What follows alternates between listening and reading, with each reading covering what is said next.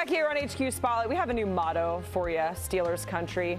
Steelers Country, let's decide. We know Russ was supposedly the starting quarterback going into the season, then dealing with a calf injury, so Justin Fields stepped in. Now, Fields has been serviceable. He has the Steelers at 4-2, ahead of Cleveland, ahead of Cincy in the division, and we're now hearing some conflicting info on who the starter is going to be heading into Week 7. So Mike Tomlin saying one thing and George Pickens saying another. Take a listen. Mike, how did Russ look this weekend?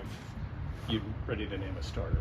I am, but I'm just going to, keep that in-house. But I thought he was sharp. I thought Justin was sharp as well. I thought we had a highly productive week from both guys and from the unit as a whole. Mike, is a scenario still in play where you could use both quarterbacks on Sunday? Certainly.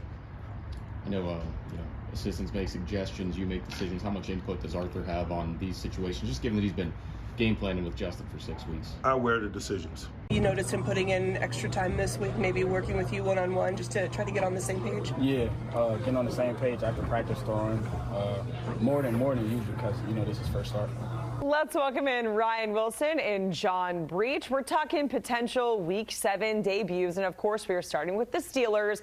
And we just heard the disparity there in those two sound bites. Mike Tomlin keeping that info a little bit closer to the chest, and George Pickens maybe didn't get that memo as much. Meanwhile, we have Justin Fields saying, hey, I didn't play good enough to be the starter. So with all of those components in mind, Ryan, do you think we're going to see Russ make his debut for your Pittsburgh Steelers in Week 7? Hey, Jacqueline. Hey, Breech. Happy early Thanksgiving. We're dressed up like one big pumpkin, so that's sort of fun. And absolutely, I think Russ Wilson is going to start.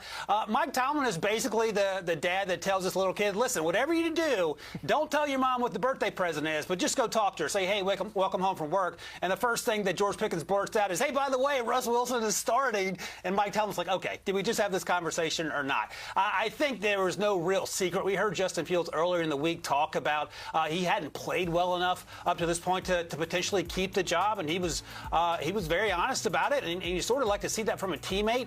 And I think there's no downside to giving Russ an opportunity. Justin's a much better runner, there's no doubt about that, but they're struggling to throw the football, and while this is fun at 4-2, it's not sustainable. So I think you want to get a look at Russ, who can push the ball down the field a little bit better. He can run a little bit, but not as well as Justin Fields, and see where you are after a few weeks, and then you sort of reevaluate. They're both on one-year deals, and you can make a decision at the end of the year. But for now, I think Russ's job, and he was supposed to have it before that calf injury in August. So here we are, a good opportunity against the Jets on Sunday night.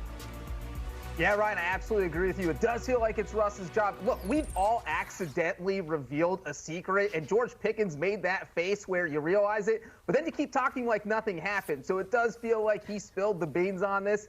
And look, I get it. That's why the Steelers signed Russell Wilson. They made it clear in training camp that Russell Wilson was the starter until he got hurt by the blocking sled. And so now that he's healthy, you put him in there. But, it's election season. Maybe let your locker room vote on this one, because I'm a big fan of going with the hot hand, especially in the NFL. If you have a quarterback who's winning games, let him go until the wheels fall off the wagon. Wilson, you said that the Justin Fields starting isn't sustainable. That may be the case, but let him go until he stops winning games. This team is 6 points away from being 6-0 with 2 3-point losses. Has Fields looked fantastic? No, he's not playing at an MVP level. He's a little erratic, taking some bad sacks, bad turnovers, but they're winning games. And the Steelers have a banged-up offensive line. And if you have a banged-up O-line, you want the quarterback who's more mobile. Right now, that's Justin Fields. And the other issue is, what if Russell Wilson goes out Sunday night against the Jets and the Steelers lose because he throws 2 interceptions or just doesn't play well?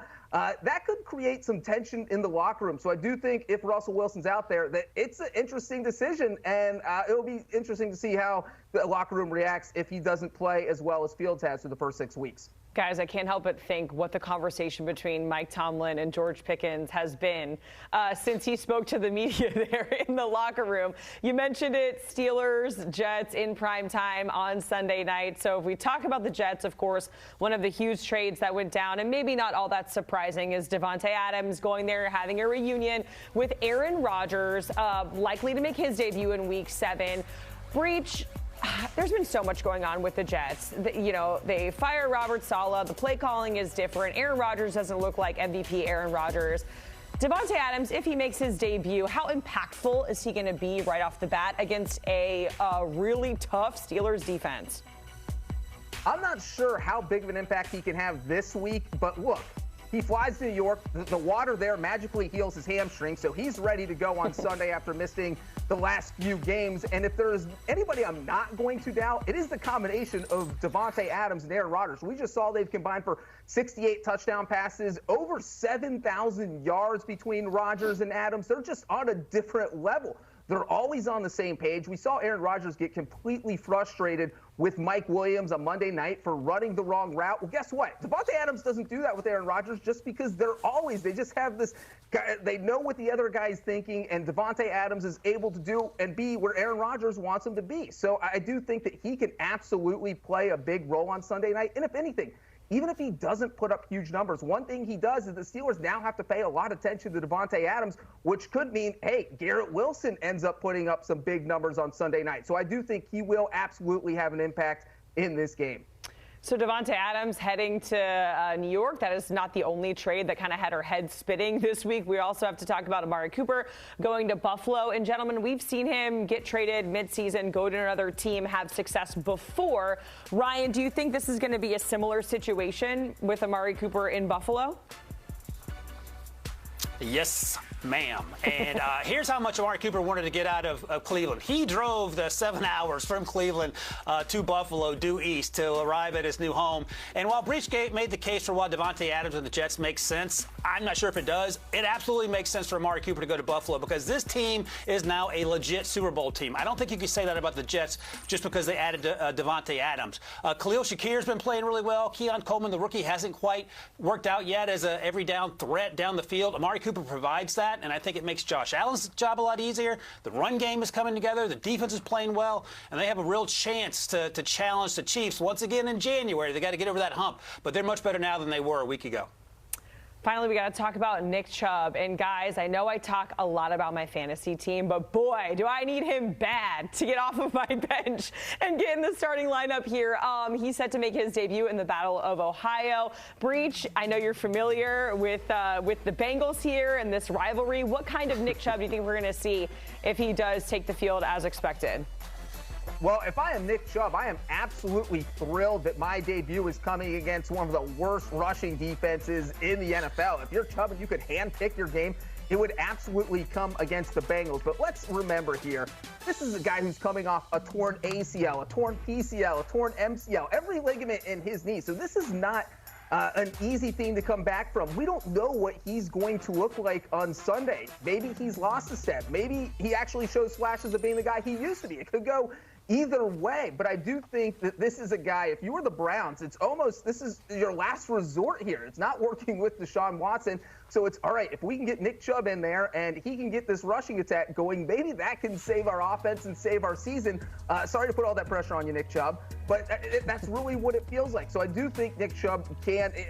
I don't think he's going to look like what he used to look like, but just him being back on the field is pretty impressive considering the severity of the injury he suffered. That sound you hear, Jacqueline, is a Bengals fan that's scared to see Nick Chubb. I actually spoke to a source that said his first practice back in Cleveland, he absolutely destroyed JOK, and he looked very much like the Nick Chubb we're accustomed to seeing. So that's great news for your fantasy team. Bad news for Breech. But Breech is right. That defense in Cincinnati stinks, especially against the run.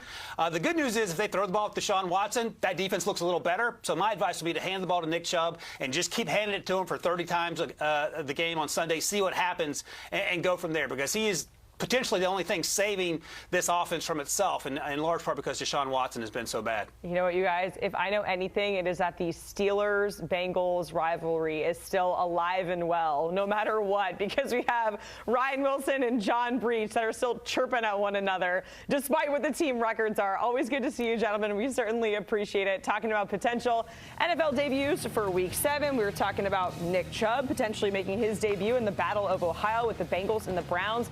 That's on CBS in the 1 o'clock slate, and then at 4:05 Eastern, we have the Panthers and the Commanders, Raiders, Rams. You can also stream all the action on Paramount Plus as well.